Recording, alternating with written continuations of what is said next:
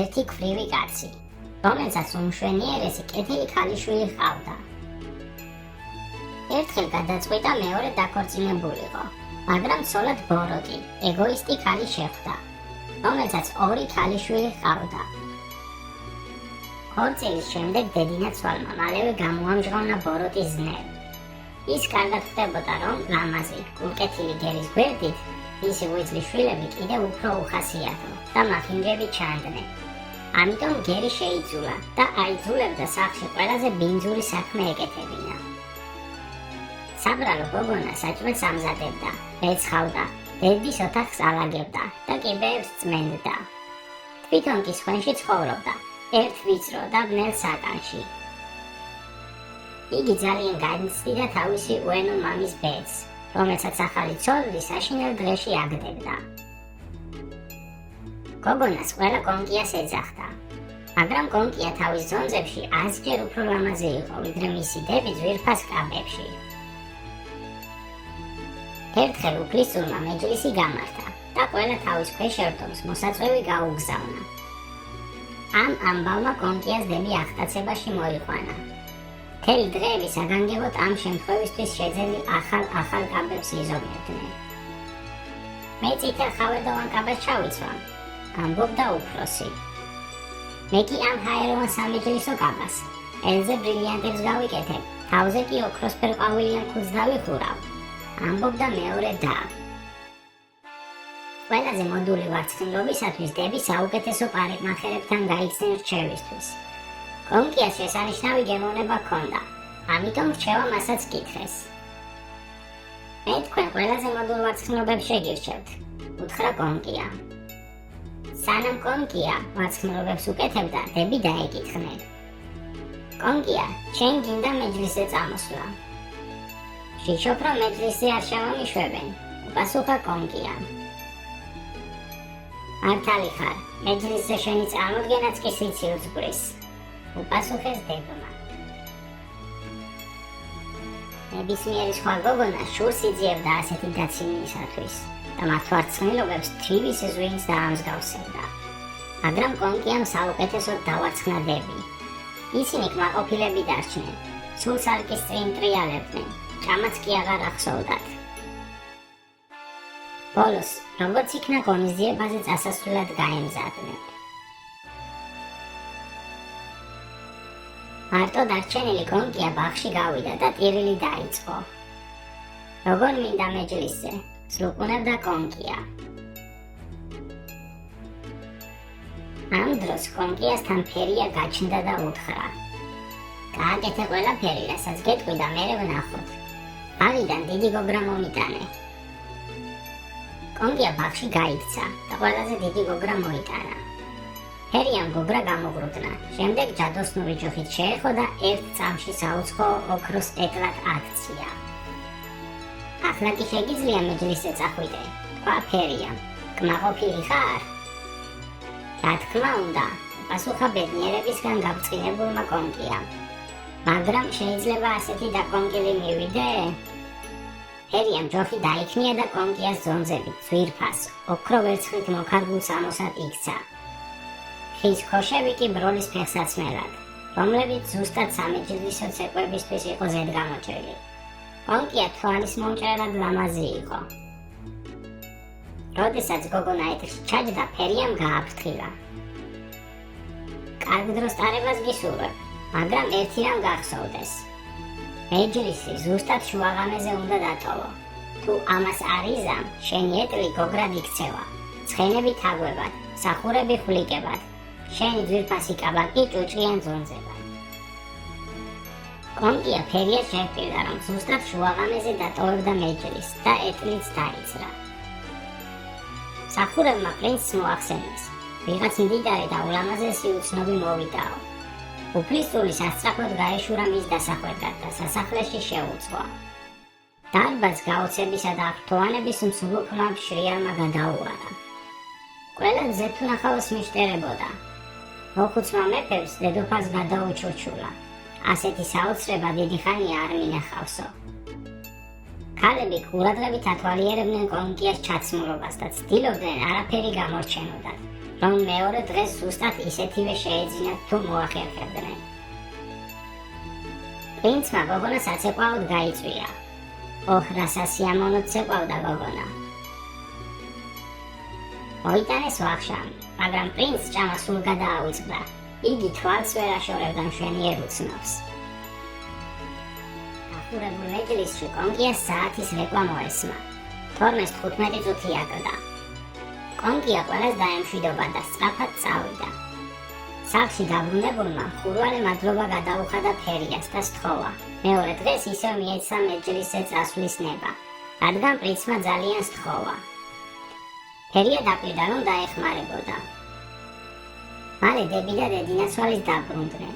კონკიას ვითომ ეძინა, თქნარებით გაუღო კარი. დები საშინლად გაბრაზებულები იყვნენ მეჯლისზე უცნობი მზეთუნახავის გამოჩენით. მეორე დღეს დები ისევ გაემგზავრნენ მეჯლისზე. კონკიაც მალევე წავიდა, ამჯერად უფრო მდიდრულად ჩაცმული, ვიდრე წინა დღეს. პრინცი ერთ წუთს არ ტოვებდა. ის კონკიას ისე სიყვარულითა და თავაზიანად ექცეოდა, კონკიას ფერის გაფრთხილება სულ გადაავიწყდა. მცებ მოესმა, როგორ ჩამოკრა საათმა 12. კონკია სწრაფად წამოხდა, დარბაზი დატოვა და გასასვლელისკენ გაიქცა. პრინცი დაედევნა. უცებ კონკიას ფეხიდან ბროლის ფეხსაცმელი წაზრა. პრინცმა ფეხსაცმელი აიღო და გული ჯიბეში ჩაიდო. კონკიამ სახლში დებზე ცოტათი ადრე მიირბინა. მათ ამჯერადაც უამბეს, რომ უცნობი მზეთუნახავი კვლავ გამოჩნდა, რომ ის კიდევ უფრო ლამაზი იყო, ვიდრე წინა დღეს, მაგრამ ისე მოულოდნელად გაქრა, რომ ბროლის ფეხსაცმელი დაკარგა. პრინცმა იპოვა და გული ჯიბეში შეინახა. მეორე დღეს უფლისწულმა გამოაცხადა, რომ იქორწინებს იმ ქალიშვილზე, რომელსაც ბროლის ფეხსაცმელი მოერგება. ფეხსაცმელი ყველამ ჩაიზომა, პრინცესებმა, თავადის ასულებმა, მაგრამ უშედეგოდ. სახურებმა ფეხსაცმელი კონკიას დებთანაც მიიტანეს. ისინი მთელი ძალით ცდილობდნენ ფეხსაცმლის ჩაცმას, მაგრამ ამაოდ. მაშინ კონკიამ იკითხა, შეიძლება მეც გავისინჯო? დები ახარხარდნენ, მაგრამ მეფის მსახურმა მიუგო. ნაბრძანები მაქვს ფეხსაცმელი სამეფოს ყველა ასულს გავასინჯო, გამონატვესის გარეშე. ფეხსაცმელი ზუსტად მოერგო კონკიას ფეხს, თითქოს მის ფეხზე ყოფილიყო შეკერილი. მაშინ კონკიამ ჯიბიდან მეორე ბროლის ფეხსაცმელი ამოიღო. ირგვლივ ყველა გაშიშდა გაოსებისგან. აი, ახლა კი იცნეს დებმა კონკია. მის წინ მუხლებზე დაემხნენ და თავიანთი საქციელისთვის პატიებას ითხოვდნენ. კონკიამ აპატია და მეგობრობა შესთავაზა. კონკიას აპატიო ესკორტით სასახლეში წაიყვანეს, სადაც გულისფანცქარით ელოდებოდა ახალგაზრდა ლამაზი პრინცი. რამდენიმე დღეში მათ ჯვარი დაიწერეს და მდიდრული ქორწილი გადაიხადეს. კონკია ისევე კეთილი იყო, როგორც ლამაზი. მან დები საცხოვრებლად სასახლეში წაიყვანა და მალე ცნობილ დიდებულებს მიათხოვა.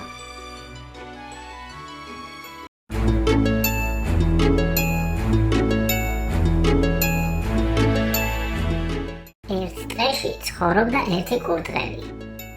ის ყველაზე სწრაფი ცხოველი იყო მთელ ტყეში. მას ძლიერი ფეხები და სწრაფი ნახტომები ჰქონდა. მუდამ თავქარიანად დარბოდა ათეთიკით, თითქოს საკუთარ ჩრდილსაც ეჯიბრებოდა. კურდღელს ძალიან უყვარდა ტრაბახი. როცა სხვა ცხოველებს ხვდებოდა, ყოველთვის ამბობდა, იყურეთ, ტყეში ვერავინ დამეწევით, სისწრაფის მეფე ვარ.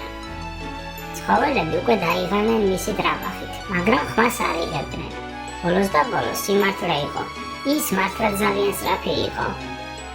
ერთ დღეს კი, როცა კურდღელი კვლავ თავისი ჩქარეზე ამაყობდა, გაისმა მშვიდი ხმა. მე შეიძლება არ ვიყო სწრაფი, მაგრამ ვფიქრობ, რომ შემიძლია რბოლაში მოგიგო. უთხრა კუმ კურდღელს. კურდღელი ახარხარდა, შენ, მე მჯობნი, რა სასაცილოა, თვალის დახამხამებაში დაგტოვებ უკან. მაგრამ კუ არ იცინოდა, იგი სერიოზულად უყურებდა კურდღელს და უთხრა, პირბინოთ ხვალ, ტყეში, ტბის ირგვლივ, ფინიში იქნება დიდ მუხასთან. ელიამ, რომელსაც ტყეში სამართლიანად თვლიდნენ, თანხმობა განაცხადა, რომ ბოლის მსაჯი ყოფილიყო. დილას ტყე სავსე იყო მღელვარებით. ყველა ცხოველი, ჩიტები, ციყვები, ირმები და მელიები შეიკრიბნენ სანახავად როგორ გაიმართებოდა რბოლა.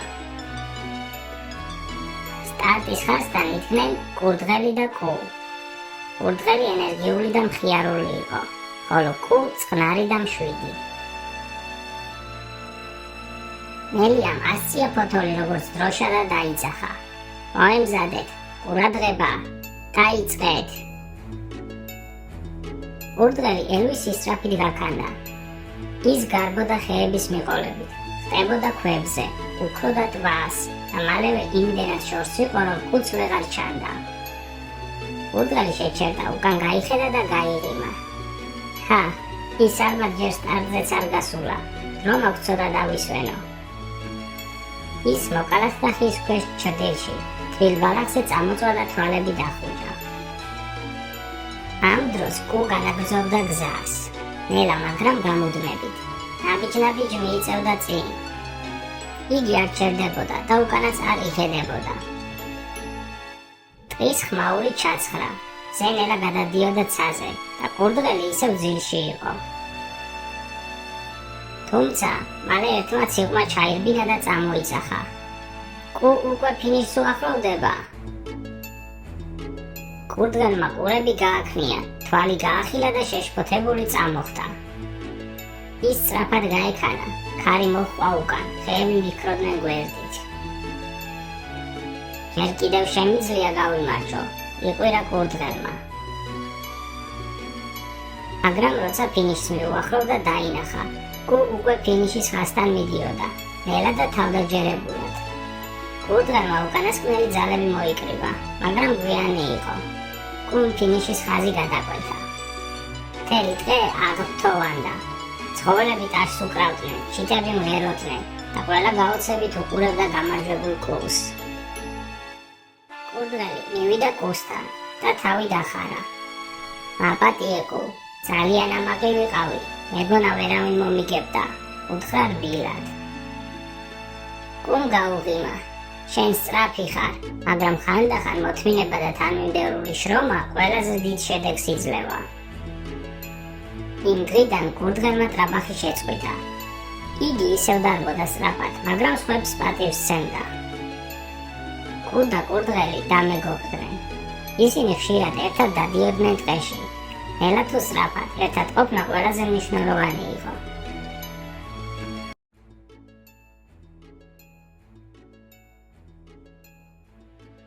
იყო და არა იყო რა. ღვთისუკეთესი რა იქნებოდა. იყო ერთი პატარა გოგონა, რომელსაც ბებიის მოქსოვილი წითელი ქუდი ძალიან უყვარდა და სულ ამ ქუდით დადიოდა. ამის გამო მას ყველა წითელ ქუდას ეძახდა. წითელ ქუდას ძალიან უყვარდა ფრინველები და სულ მათთან ერთად თამაშობდა ხოლმე.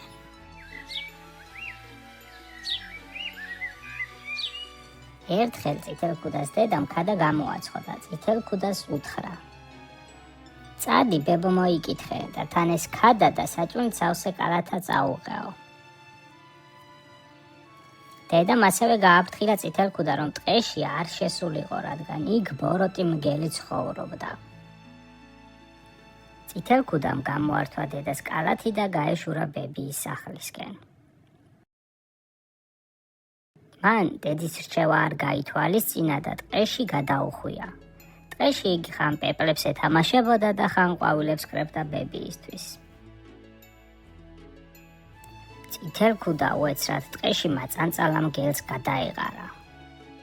მგელი მივიდა წითელ ქუდასთან და კითხა: სად მიდიხარო? ბებიასთან მივდივარ, დედამ საჭმელები გამომატანა და უნდა მიუტანო. მიუგო წითელ ქუდამ მგელს. ბებია შენი სად ცხოვრობსო? კითხა მგელმა. წითელ ქუდამაც უთხრა თუ სად ცხოვრობს თავისი ბებია. მგელმა უთხრა წითელ ქუდას: მეც წამოვალ შენი ბებიის სანახავად. ოღონდ მე ამ გზით წავალ და შენ აგერ იმ გზით წადი. ნახოთ ვინ უფრო მალე მივა ბებიასთანო. მგელმა რაც ძალა დაღელნე ჰქონდა მოკურცხლა. იგი მოკლე გზას დაადგა, რომ წითელ ქუდას ბებიის სახლში პირველი მოსულიყო. გოგონა კი გრძელი გზით წავიდა. გზაში ხან პეპლებს დასდევდა, ხან კი ყვავილის თაიგულებს კრავდა.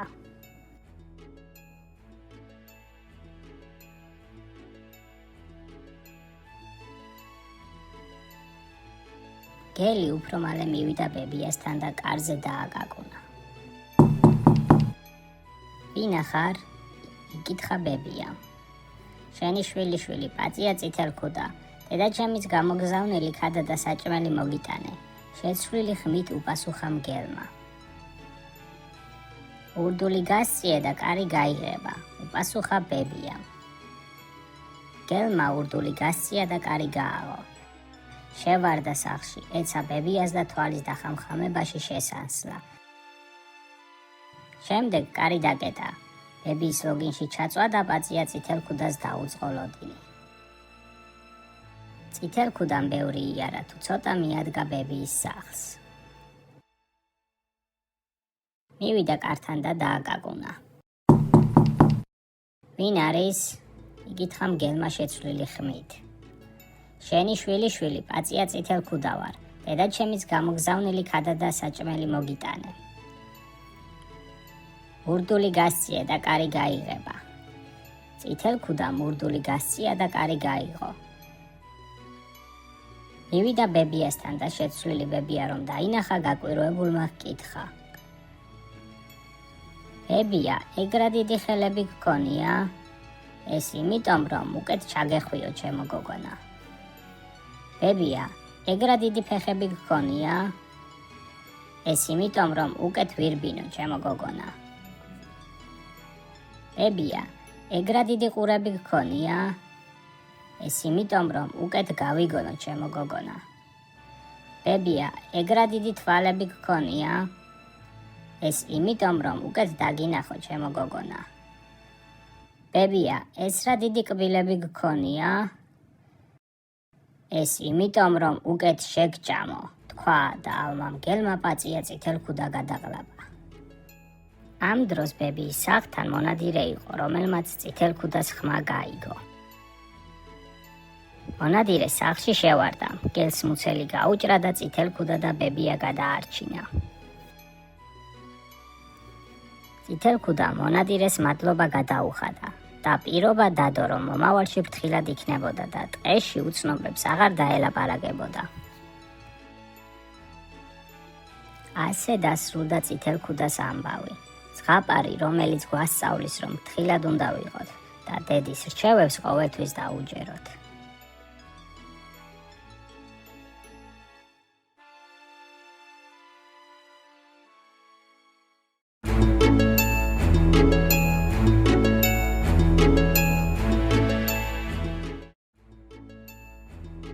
ერთხელ წყილი და ჭიანჭველა დაძმობილდნენ და გაუდგნენ გზას.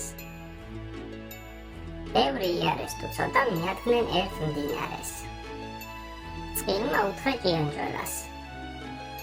მე გადავხვდები და შენ რაღა გეშველებაო?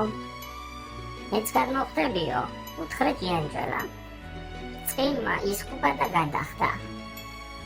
ჭიანჭველამ ისკუპა და წყალში ჩავარდა. ჭიანჭველა შეეხვეწა წყილს. ძმობილო, მიშველე რამე, აქ უნდა მტოვებო.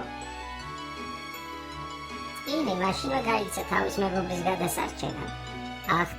დახტა, მივიდა ღორთან და სთხოვა. ორო, მომეჯაგარი, დავგრეხ თოქსა ბაწარსა, ჩაუგდებ და მოვიყვან ჩემს მობილ ჭიანჭველასაო.